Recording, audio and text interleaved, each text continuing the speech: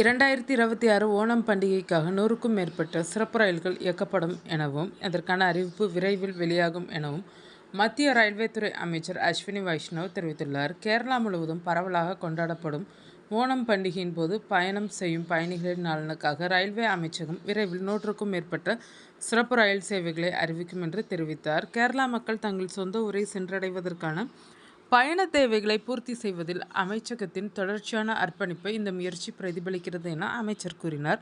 2026 10 நாள் ஓணம் கொண்டாட்டங்கள் ஆகஸ்ட் 16ஆம் தேதி தொடங்கி திருவோணம் எனும் புனித நாளில் புதன்கிழமை ஆகஸ்ட் 26, 2026 நிறைவடைகின்றன.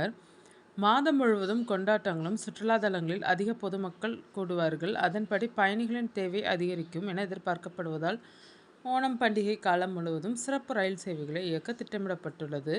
2026 ஓணம் பண்டிகையை முன்னிட்டு 100க்கும் மேற்பட்ட சிறப்பு ரயில் சேவைகள் அறிவிக்கப்பட்டுள்ளது. இது கடந்த ஆண்டு இயக்கப்பட்ட ரயில் சேவைகளை விட கணிசமாக ரயில்களின் எண்ணிக்கை அதிகரித்துள்ளது.